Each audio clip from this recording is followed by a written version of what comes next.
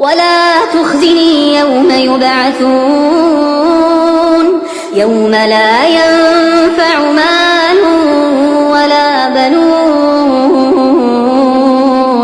إلا من أتى الله بقلب سليم وأزلفت الجنة للمتقين وبرزت الجحيم للغاوين